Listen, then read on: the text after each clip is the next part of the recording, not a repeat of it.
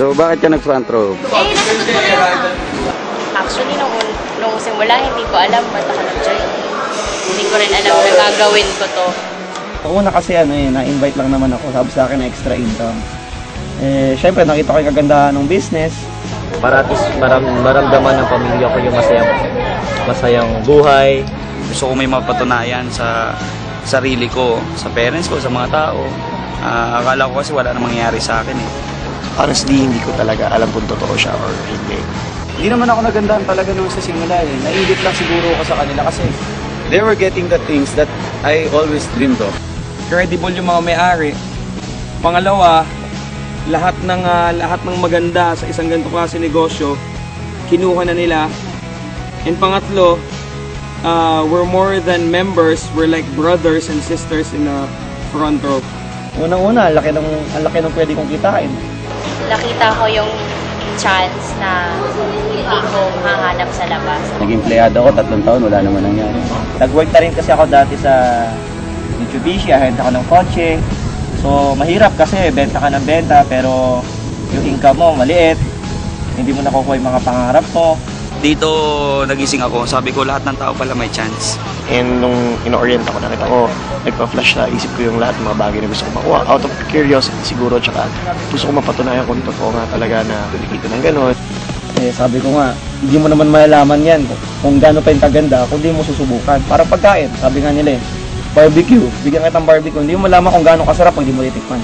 Pero dito pagka ginawa mo to, ibang klase reward din. Dito sa front row, marami akong natutunan. Katulad yan, paunti-unti na susuportahan ko na sarili ko, tulungan ko yung magulang ko, nagagawa ko na yung mga bagay na gusto kong gawin, which is alam ko maraming tao hindi na-experience yun hindi nagagawa. Katulad ko dito sa front row, na-enjoy ko yung buhay ko.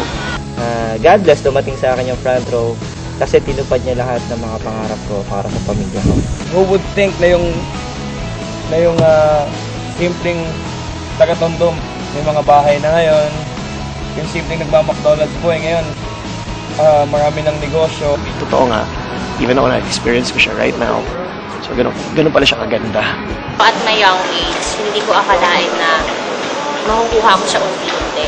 Kaya ako ginagawa front row para makuha pangarap ko, makatulong sa magulang ko, sa pamilya ko, sa ibang tao, na never kong naisip na mangyayari sa akin.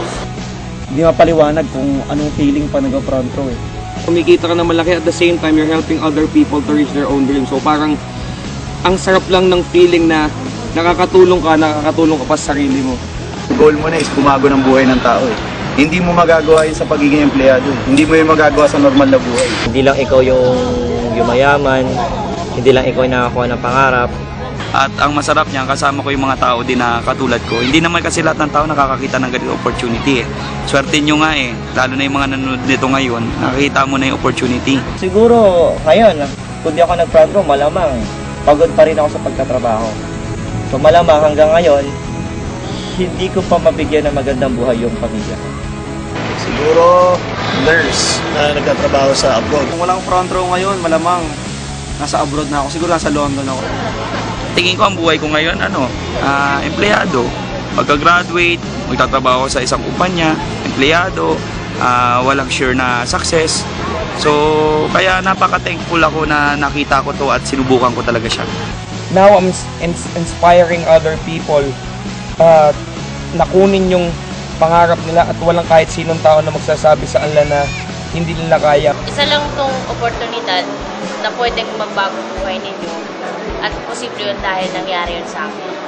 Siguro yung mga kwento namin mananatiling kwento or naririnig mo lang sa amin, not unless susubukan mo siya. Kasi ako yun yung naging reason ko na subukan ko. Kaya nangyari sa akin. So sa akin masasuggest ko, kung sino may nanonood dito right now and gusto yung masubukan ng front row, subukan nyo na, huwag nyo na yung patagalin. Grab the opportunity lalo na pag nandyan na sa harap mo. Kasi hindi mo alam, ang opportunity hindi lang naman para sa amin Hindi lang para sa iyo, para sa lahat ng tao. Nasa tao lang talaga kung sino yung kukuha o hindi. Para sa akin, si God ang nagdala din sa akin sa front row. Na para sa akin, ako, bine-bless ako ngayon para maging blessed din sa ibang tao. Sabi nga nila, di ba, ang success is hindi yung may pera ka na, successful ka na. Ang success is ikaw successful, yes, nagawa mo. Pero at the same time, marami ring naging successful dahil sa Ay, ito pala yung pinakamasarap na nag-experience ko. Pumunta ako ng ibang bansa para hindi magtrabaho. Punta ako ng ibang bansa para magbakasyon. Yun yung masarap. Kung malupit doon, sagot pa ng kumpanya. Diba? So, kung ako, ito yung pinaka-the best experience ko na pagiging part ng front row. And I know hindi pa to yung huli. Magsisimula ko lang.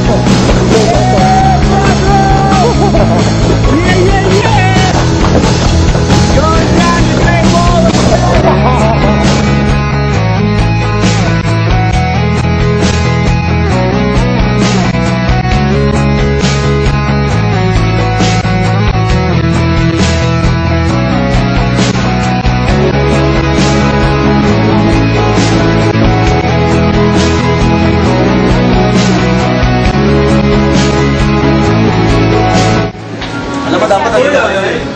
Next time, dapat kung may papayag na kabila, dapat ikaw sila rin bukas ba?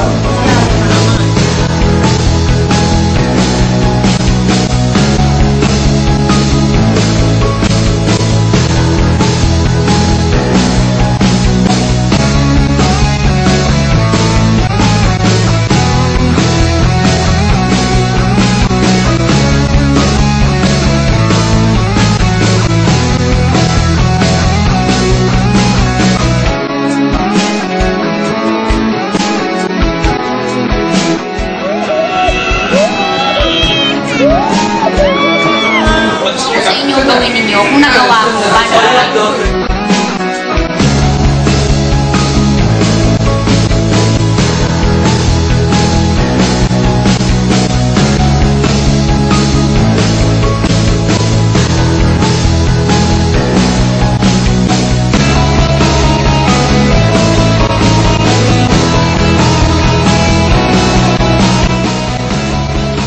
Pronto lang makagawa ng ganitong Victorian dito sa Beijing Wall. Great Wall of China.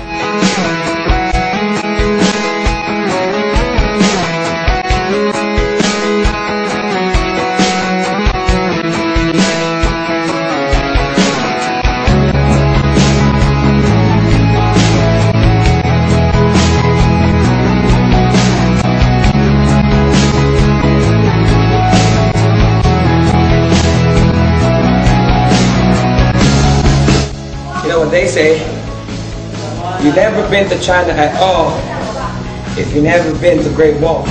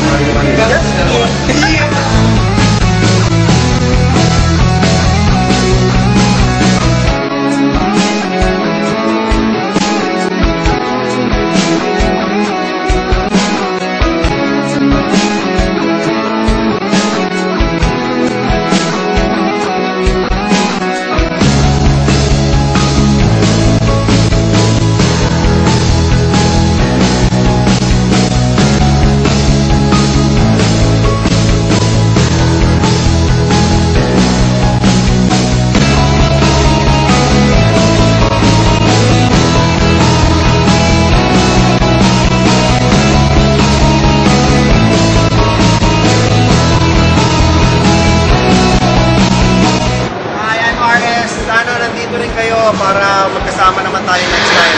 Sa Singapore or Brazil, sama tayo ha. Bye! Hello! Sana next time kasama ka na dito, okay? See you sa front row.